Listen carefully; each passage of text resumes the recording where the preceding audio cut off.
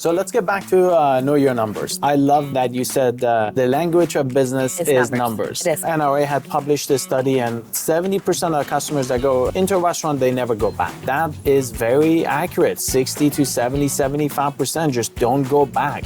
Checking that mindset to make sure that it's an investment, that you're equally matching each other. Like, you're not doing me a favor to do things the way that we ask. This is a commitment we're making together. If I ask you to do something, you fail to do that, then the immediate question I ask myself is there a written knowledge-based article that tells you how to do that? If it's not, it's my fault. You have to have a standard to go, and this is what it should look like, taste like, smell like, be the experience when you pull that brisket or chicken or pulled pork out of the pit.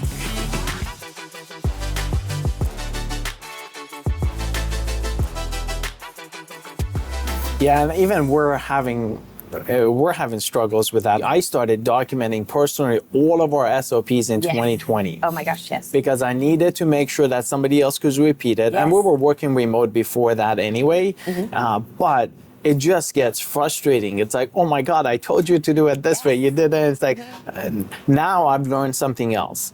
That if I ask you to do something, you fail to do that, then the immediate question I ask myself is there a SOP? Is there a written knowledge-based article that tells you how to do that? If it's not, it's my fault. If it is, then it's your fault. I completely agree. Now we're on the same page. Yes, You know? Very well said. And that's a painful lesson in business. I think a little bit, that's been driven home to me across my career in different ways, but certainly in the restaurants. You walk in and you have a recipe. That's where we start. That's our SOP. You have to have a recipe. But if you just looked at a recipe, you wouldn't be able to run a Dickey's. Agreed. You have to have that execution guide, and you have to talk about not just here's the core components, but here's how you handle them. Agreed. And then you have to have a standard to go, and this is what it should look like, taste like, smell like, be the experience when you pull that brisket or chicken or pulled pork out of the pit. And you have to do that for every component, whether it's the block or the serving line or the cash register, for us, the POS, the point of sale system. And then you have to extrapolate that from the back of the house all the way to the front of the house. But that works the same way in any part of the business in the corporate office. Yeah, so actually I started a pilot license class. I was going through that. Day one. That's interesting because I have a deep fear of flying. But so if you go today, have you ever flown a plane yourself? I have sat there terrified watching someone. Okay, so if you go, the first day I went in, I said, hey, I want to become a pilot. Okay, great, let's go. So we got into the plane, and the co-pilot looks at me. The instructor, who's now a co-pilot, looks at me and says, you're the pilot in command. I'm like, you realize I've never flown before. And he says, yes, I understand that. I'm here, but you are the pilot in command. So I think that goes back to training, that you got to put them in a pilot seat. If you don't put them in a pilot seat, they're not going to learn, because him explaining to me how to fly the plane, I can't fly the plane. But if he lets me fly the plane, then that's a different story. Then now I know if I yank the thing over, then what's going to happen, right? Like you get to experience that firsthand, and I think being in that pilot seat has made a lot of improvement. And I'm trying to bring that culture of, hey, you're the pilot in command from day one. Here's the SOP, here's what we do, here's what it should look like, here's what you should handle it, how you should handle it, and then train and train and train again. But that seems to be, again, even for us, that's a big challenge, training so many people and then expecting them to deliver that and nail it. Right, yes. And I think that's why for us, it's being in the restaurant. It's very similar. And we will have folks in this restaurant, we will have folks in some of our other home office locations, and we have to be willing to let them fail. So as a part of training, they have to not only actively work every position, they have to take a shift. They have to be able to open, they have to be able to transition mid-shift, they have to be able to close. We have to be willing to invest in that going sideways for them to learn and miss those steps. And there was a part of my career with Dickey's where I ran the training program, and I would sit with them, and we would first do it together, and then by the end of training they would be doing it completely independently, and that was very important. Yeah.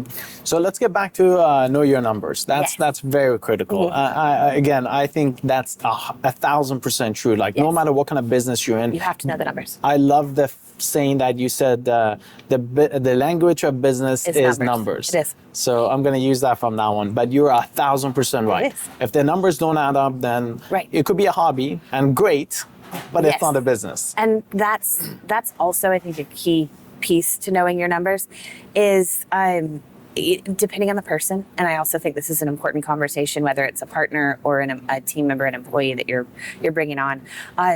Checking that mindset to make sure that it's an investment, that you're equally matching each other in investing, that they aren't seeing something as a hobby or a favor. Like, you're not doing me a favor to do things the way that we ask. This is a commitment we're making together. And so it's having that right mindset, but it's also, again, having the same commitment to profitability, to excellence, to outcomes. And so that's part of that baseline setting to get to the numbers. You have to be committed to get in there and drive. You have to drive and participate. It's an active part of the business. And that goes back to the simple, not easy, that we also talk about this every training class. You know, you walk in and you have a projection based on history and market knowledge of what you think a restaurant will do, right? That's how you open it expecting it to be profitable. You have looked and done your research. For us, a franchisee has selected and submitted a location for approval.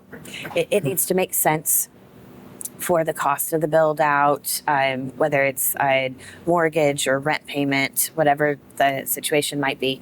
And so they have to have done that work and understand then, again, going back to what your fixed costs are, what your prime costs are to get to that profit margin. You have to have that clear path. So the numbers have to make sense, but you also then have to have the drive, and that's the personal accountability. So it's raining outside, and that means it's going to be tough to get dine-in traffic. That doesn't just mean, oh, well, it's raining, so my dine-in traffic is going to be down. That means you have to make it up. You as the owner-operator, or you as the owner of that shift, what are you going to do? You can't be a fatalist. That's what we call it. We are not fatalists, that we walk in, unlock the door, and hope for the best. Hope for the best. Hope is not a business strategy. I agree. Funny you said that, because I say hope is not a business strategy. So why would you rely on hope? Yes, that there is not a foregone conclusion. That it is not fatalism that, well, we're going to unlock the doors and everybody's going to walk in and we're just going to hope and see what happens, or that it's predestined. We are drivers. We are required to get in and do and make it happen. So going back to it's raining, okay, when you walk into the restaurant business, and at least for us, and it's raining, that means you are going to work your catering. That means you are going to send out a loyalty offer. That means you are going to engage online ordering. That means you are going to create an incentive for pickup or for delivery or for third-party delivery, because you just daily walk-in dine-in traffic is going to be depressed because of the weather. So you have to walk in with that mentality, not just, well, it's raining, so I'm gonna lose 30 guests today. Sure. I had a plan for those 30 guests. I am responsible to go and make that happen. And that's that accountability, responsibility, and the part of knowing your numbers, but then also being completely accountable for them, driving it, making it happen.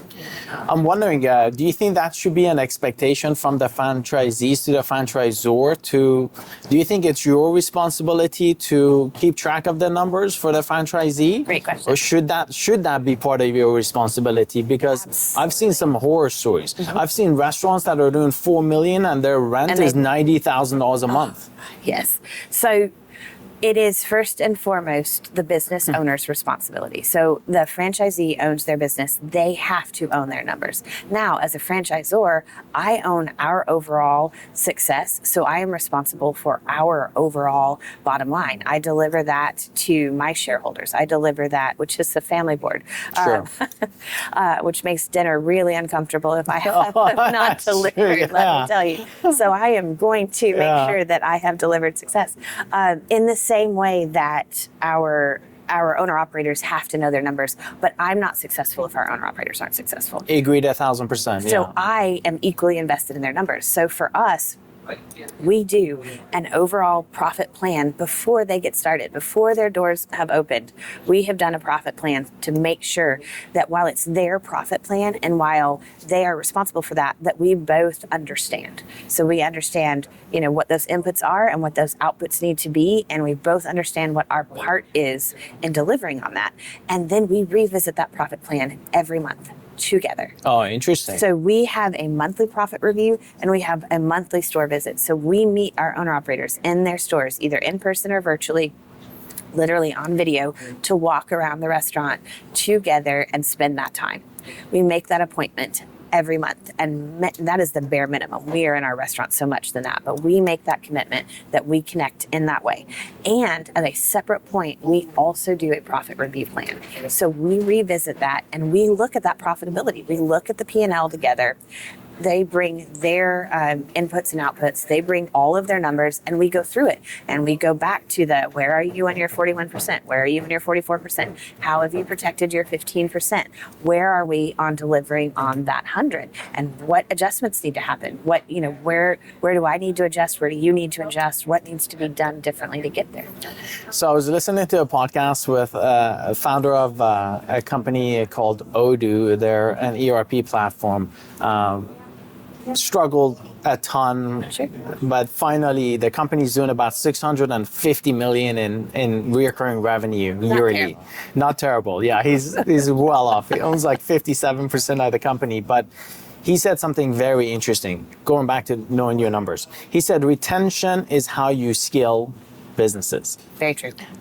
And I'm a big advocate. So I learned here in Dallas at the corporate level the importance of guest retention, because Yes. that is critical to drive the Yes. numbers. Yes. But I have another board member, Pankaj, that says, you're always talking about, guests and all of that, but what you fail to realize is employee retention is just as critical. It's the folks on both sides. It didn't click for a while. Over time, it clicked. And then I've heard him, Fabian, say, look, it's retention of both the customer and the employee. Yes. Sure. Otherwise, it's going to cost money. The training, everything is going to be a nightmare. Now, driving numbers. What's the easiest way to drive numbers in a restaurant? To invite guests in. So you invite them in. That is, so driving numbers. How do you invite them in? Where do you go? You literally go out into your community and invite folks to be your guests, both in person and digitally. So we take our big yellow cups and we put our menu in them and we put a Be My Guest card in, and we go out into the community and we invite folks in to be our guests. We also do that virtually and digitally, if you will. So we send emails, we send social media posts. We also do that with advertising and media. And then we actually invite our guests to invite other guests so that you're having that compounded interest, if you will. So we have a loyalty program and we have a referral program, and you're doing all of those different activation points to first be noticed. Hey, we're here. And then second, come in and be our guest, and here's what we can offer you. So great, guest acquisition. You said something also, like everybody says loyalty, etc. We'll get into that topic, but you said you have a referral program? We do have a referral program. Tell me more. So first, for our folks and our team members, we always incentivize. You're a great person. We believe good people know good people. Refer them in. So refer them in to join, refer them in to be a guest. So have a referral program. We also incentivize our own guests to invite other people in, whether that's to join the loyalty program or just to come in. And how do you do that? So like, how does the guest actually refer another one, and what's the model there? Sure. So if they're a loyalty member, then they get additional loyalty benefits if they pass the word on and come in. So they refer guests. We also do that for our catering. They refer a catering guest. We'll give them an incentive, a thank you of their choosing, whether that's come in and get this on us or take a discount on your next catering. So I think it's always about you had a good experience, pass it on. Yeah, interesting. Okay, so let's talk about acquisition done. What do you guys do for retention? And how critical is customer retention, guest retention in this space? It is so critical, so absolutely critical for us as far as retention. It is something that we look at. So we have our star rating. That is also, I think, in this day and age, one of the key metrics of business. We have a specific metric that I haven't run across in another brand, but we call sales per complaint. So we look at every sales dollar to the number of complaints that we have in a ratio. And if we get so many complaints below a certain threshold, we are off. So it's a metric where we can look at every, say, $10,000 in business that we do should have X number or less of complaints, or our ratio is really off. And so we look at sales per complaint, and we look at our star rating. We look at and spend a lot of time around sentimentality and guest analysis and feedback. So whether it's feedback through our Talk to Dickey's program, whether it's feedback through our loyalty program and our app, or whether that is the sentiment analysis that we do across all of the platforms, whether it's Google star rating, Yelp star rating, TripAdvisor, we take that and have an average star rating for the brand and then for each individual location. And we spend time on that with our owner operators, and definitely every month on what their star rating is and how many 5-star reviews they need to earn and ask for and go out and get to maintain and grow their engagement and improve their overall sentiment analysis online. Okay, got you. Interesting sales per complaint rating, because I guess things will go wrong, and if you don't do anything about it, and I think a lot of people personally, like, I don't leave reviews, negative reviews, unless like I don't have a way to vent and say, hey, like, you screwed this up, fix it. Right. So if I don't have that option, then my only option is to leave you a negative review online publicly in hope that I get your attention and you fix it. So it sounds like you've got an intermediary in between that. We try very much. I always say that a complaint is a second chance, and so I will take that. But I would definitely rather first, if they're in the restaurant, we ask, "How was your experience? How was it? What can I do for you? You know, did we earn a 5-star review from you today?" And we train that because we want to fix and solve any problem. Now, say they're not in the restaurant. Say that we have packaged that up and that is going out for delivery or for pickup. We put communications and offers in our packaging that says, tell us how we did. Let us know. Put in a Talk to Dickey's, because I would rather we had the direct one-to-one communication as much as we possibly could before they go out and involve the entire world into that communication. That being said, it doesn't always happen. And so some folks will go and just go right online to be like, well, I didn't tell them, but I'm going to tell everyone about my experience, right? And so we try to, as much as we can, catch that, be responsible for it, and turn that into a win, both a learning for what went wrong at the location or higher up, whatever the situation might be, as well as then to go back and win that guest back, because you've spent a lot of money, time, effort, and energy to invite a guest in. You want to then have that investment pay off. And so instead of having to, re-spend that every new guest acquisition at a higher level, retain. And that comes with paying off on the value and on the experience, inviting them back, but also, again, being consistent and getting feedback along the way. Yeah, so actually, I don't think a lot of people understand the massive cost of acquisition. It's so much higher than retention, yes. But I also don't think a lot of people put a lot of emphasis on retention in our space. I've started ringing this bell in, I think, like early 2021 that NRA had published this study, and I just could not believe it. And it said 70% of customers a guest that goes into a restaurant, they never go back. Mm-hmm. And I'm like, that can't be true. Like, there's no way a restaurant can operate on 30%. Like, that's impossible.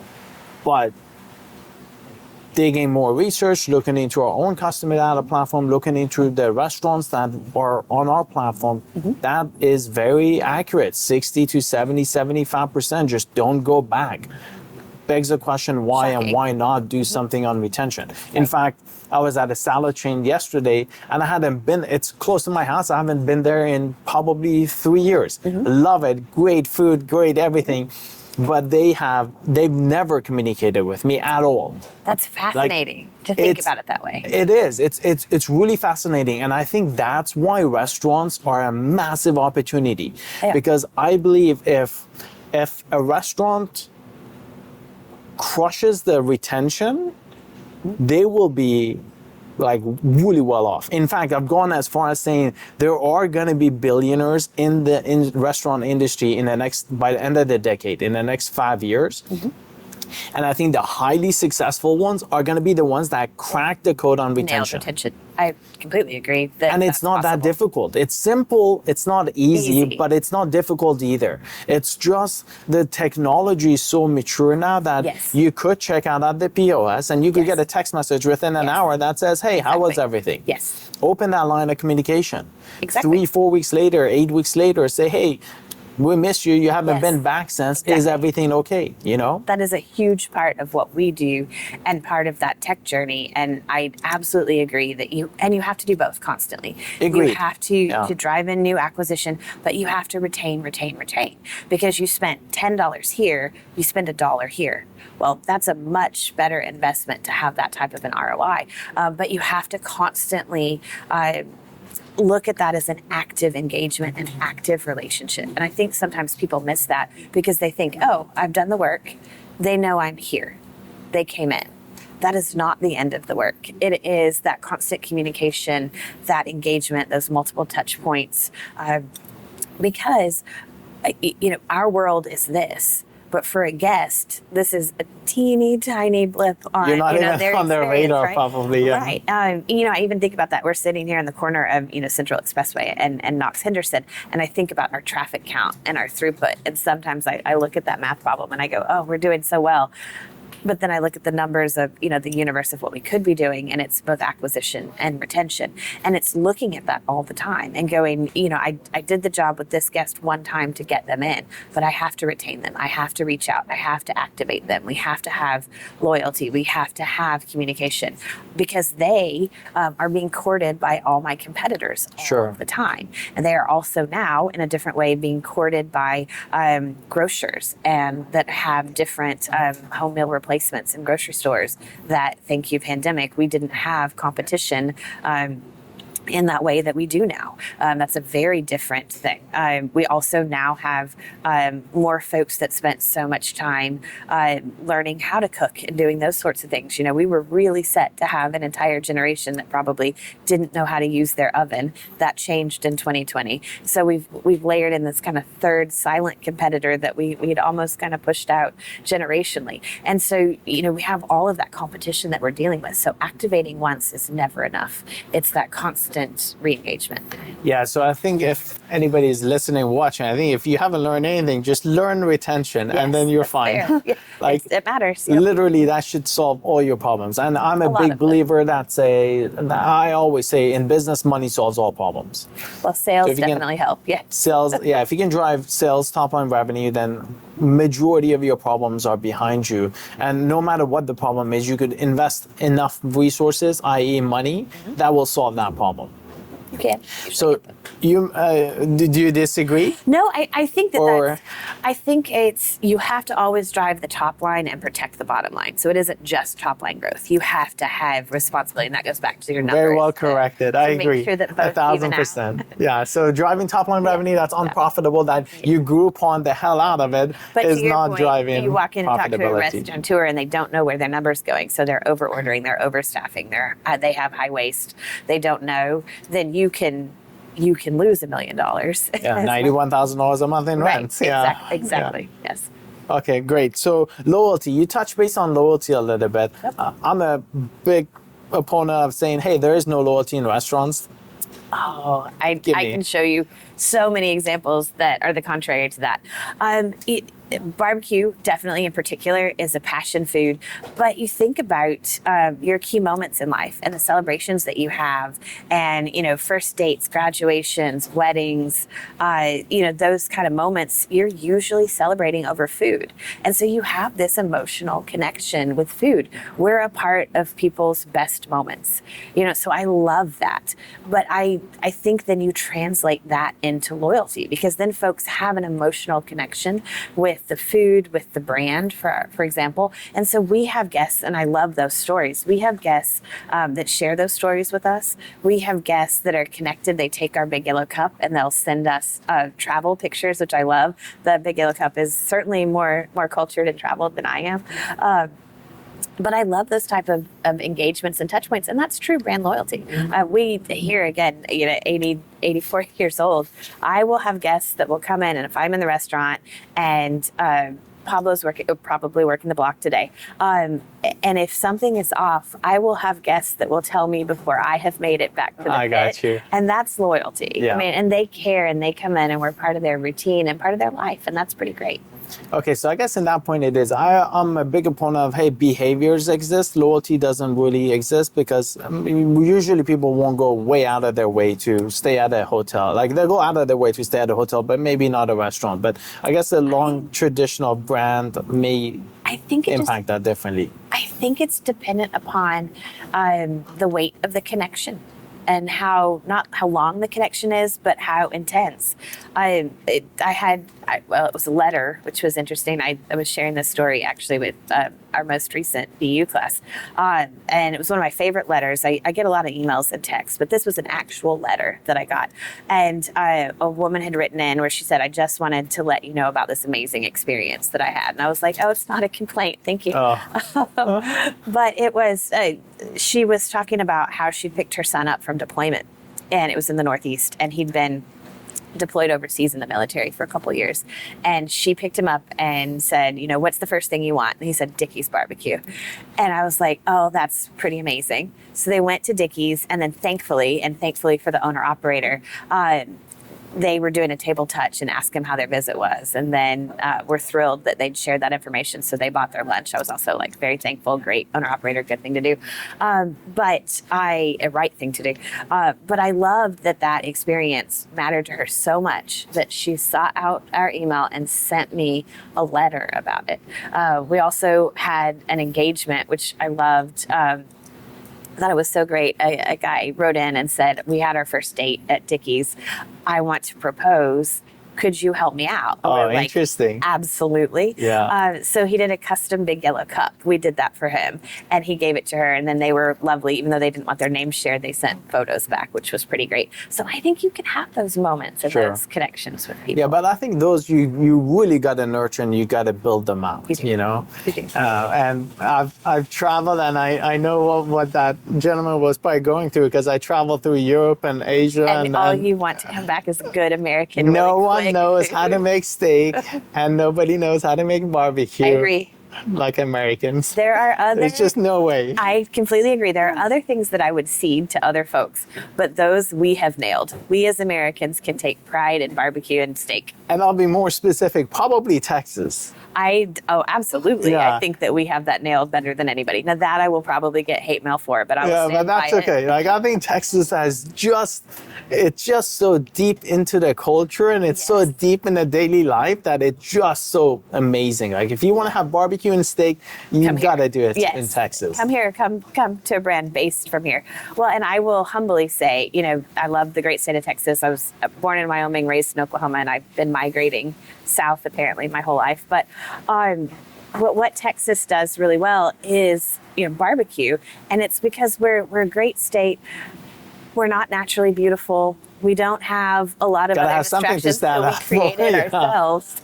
So we've really invested in our sports teams and in our restaurants. Makes sense. That's, I think, why we do that well. Let's go through some of the challenges and hot topics. Definitely. So what in 2025, what are your top 2-3 challenges? It is a tough time.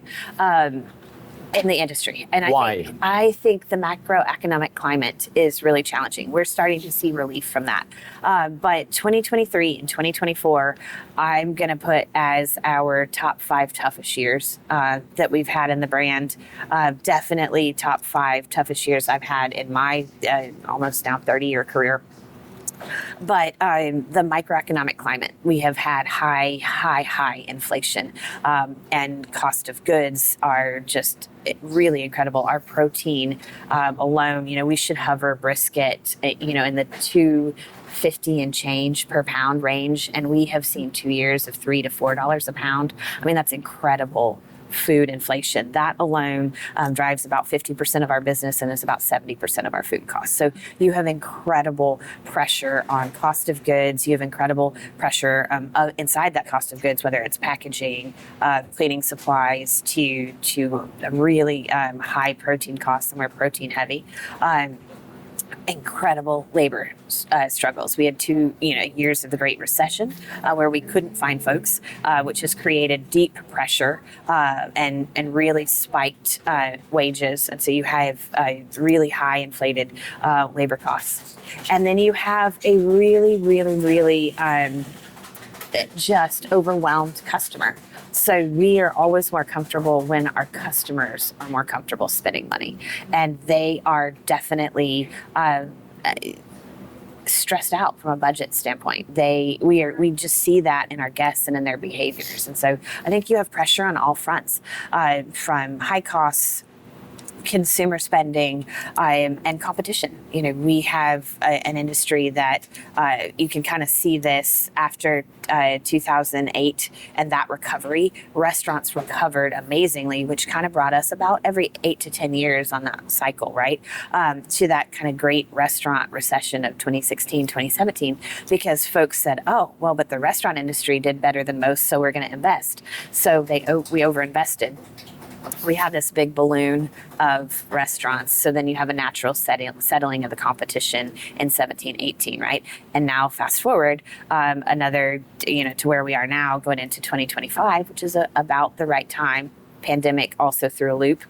For some brands like ourselves, it was a big hit, but we were able, largely because of our technology and our business model, to serve the consistently. So we were able to really have some, while challenging, really profitable periods during that time.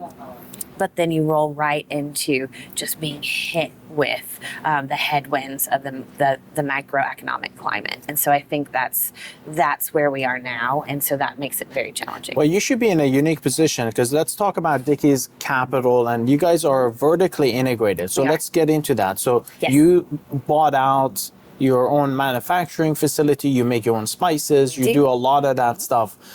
So you went from the restaurant side to kind of the supplier side of things. Yes. So tell me more on how that came about and Definitely. why is it critical? For us, being vertically integrated, that we've had a lot of success, but also challenges from, which I'm happy to talk about. But here we have the core of the brand, the restaurant business, and we vertically integrated into manufacturing first in the 2016. So we kind of have any challenge that we have. Roland and I always step back and go, okay, we made it through, thankfully. But what did we learn? How did we apply it? And that goes back to where your failures or your challenges are your just most impactful teachers, if you're willing to accept that. So as a result of the 08-09 recession, I should say, we vertically integrated into technology. As a result of the 16-17 restaurant recession, we started our journey into manufacturing with sauce and spice. And then during the pandemic, we also, as a result of that, looked at the supplier and then started into the protein production and manufacturing. And so we opened a USDA facility in Mesquite, Texas, to supplement our protein supply, specifically in our sausages and our chicken and some of our pork products, because the supply chain was so challenging during 2020. And so we kind of took every challenge, and of that challenge, we said, okay, what got us through? We need to double down there. And then what do we need to retool, reinvent, evolve from to learn and do better? And so at each of those points, that's how and why we started to vertically integrate. So let's talk about technology. How does that play a role in the restaurant? It is absolutely critical. And I humbly say that I think restaurateurs are slow adopters to technology. I agree 1,000%. I think restaurants are like literally, the I think dinosaurs. Simon Sinek says like the only reason they wouldn't buy like a rotary phone because they can't get it anymore or something, you know? Okay, I will take one. And I love my parents. I have such a good relationship. I'm so lucky to have the best in-laws and the best parents. But Dennis, my dad in Oklahoma, he was one of the last holdouts to a rotary phone. I think I might have been in college, and I'm old, but I'm not that old. But AT&T, which was previously Southwestern Bell, sent him a new phone. The phone company broke and finally sent him one because he didn't want to give up his rotary dial phone because he was like, it still works. Why would I give it up? That's true. So that seems to be the mentality in the restaurant space too. 100%. So the pit back there, as far as this being, our original location, we had a pit fire where the original pit burned and fell off the back of the building. So that's probably one of the second oldest things in the restaurant. And that is the mentality. And that's how old that pit is. But we do have that mentality. You have a fix it, invest in it, make it work, repair and maintenance in the equipment. And that extends over into sometimes our viewpoint, I think, as an industry into technology. And so a lot of folks have joined.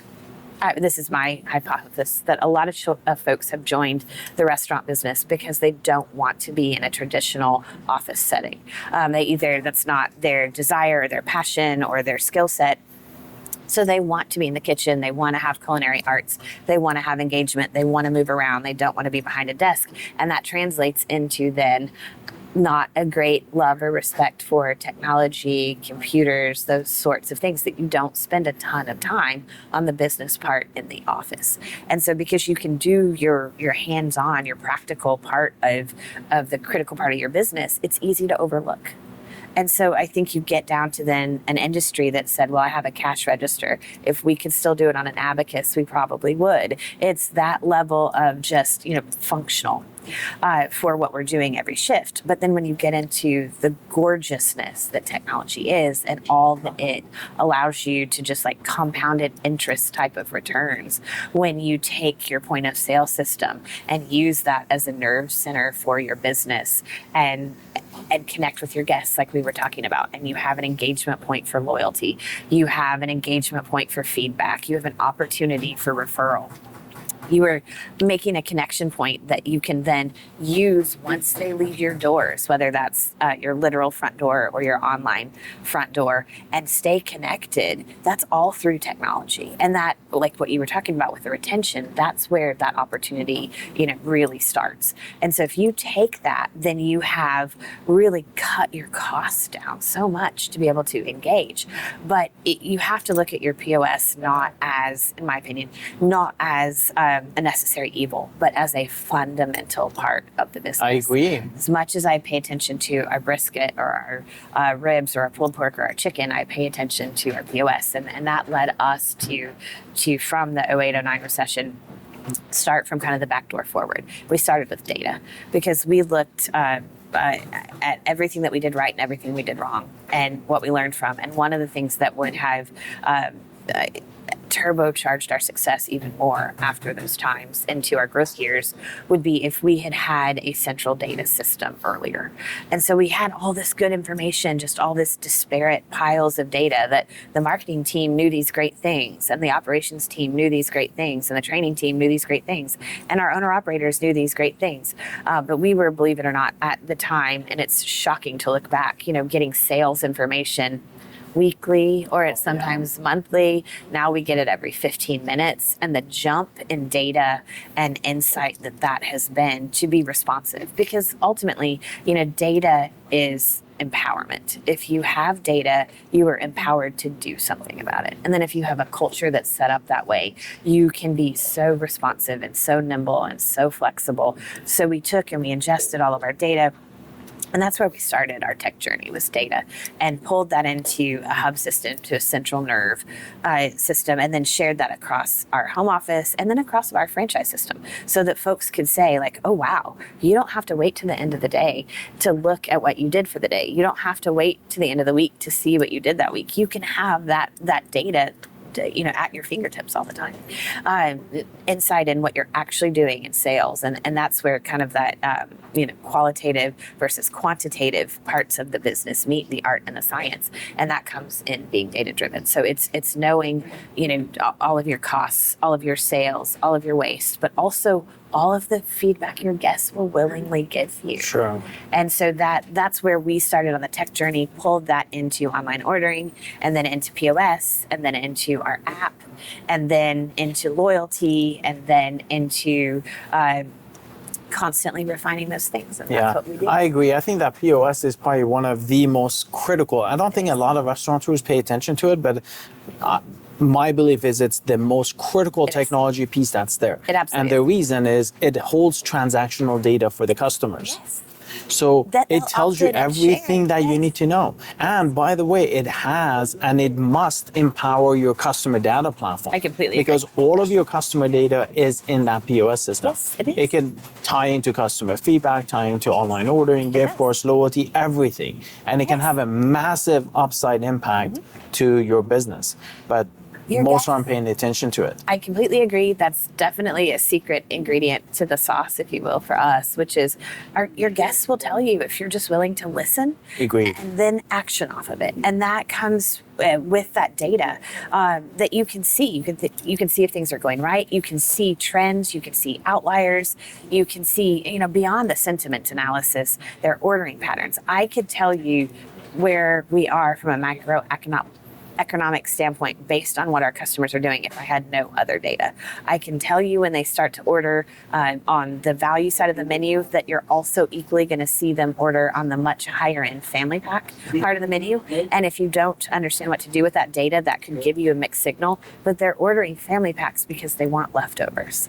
And so that is not we're in good times, I'm selling high ticket items. It's, our customers are so value focused right now that you have to be willing to look at that data and then action from it.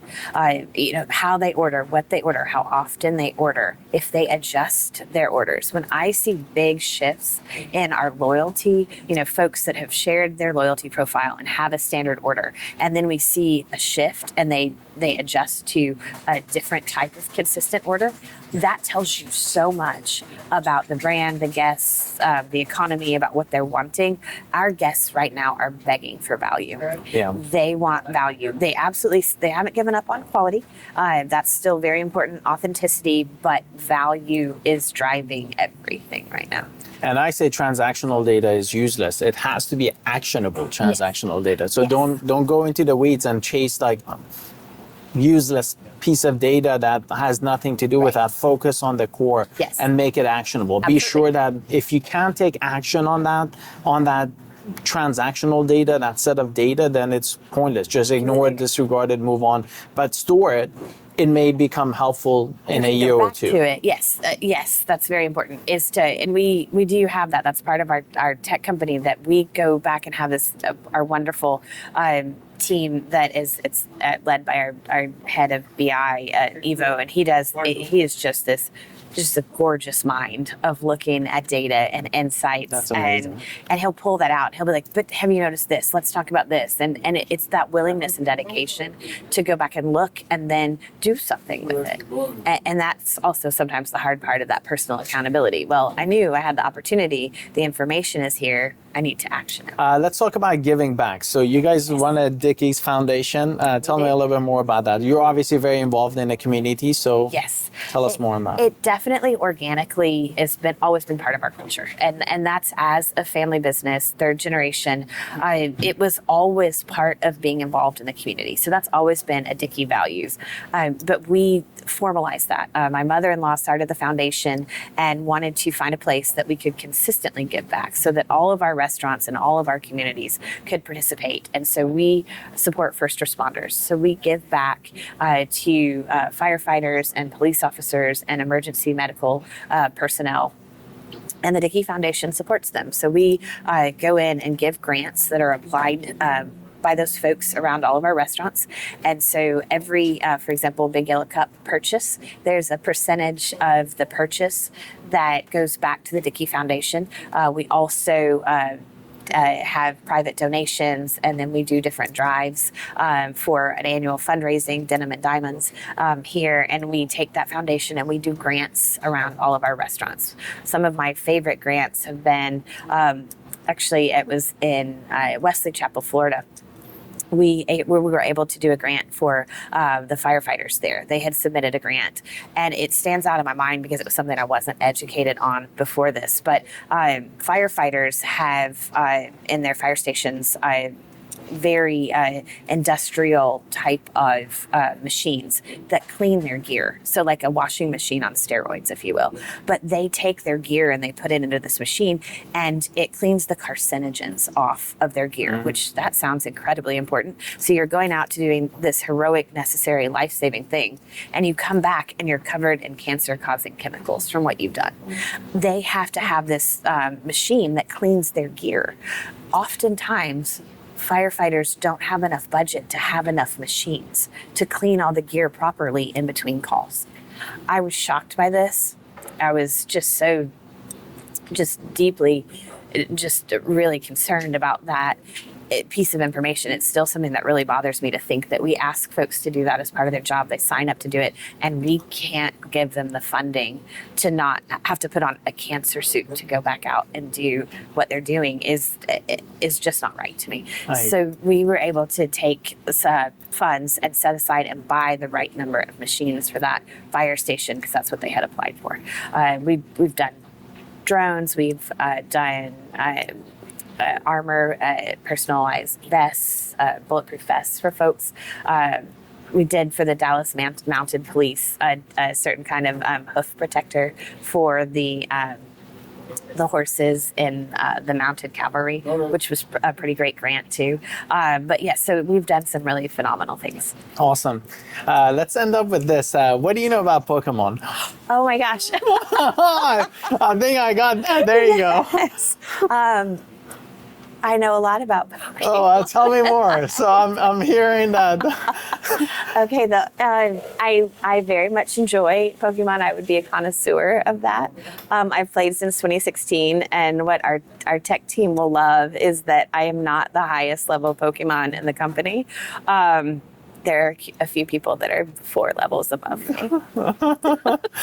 Got you. Is it just a side hobby that you picked up? How did you get into the Pokemon thing? Well, actually, our tech team, our tech company is based in Rijeka, Croatia. We co-shore. And they were over here, and they were like, "You've got to try this. This is amazing." And I'm like, "Oh, okay." And it just stuck. So, gotcha. Good job, Pokemon.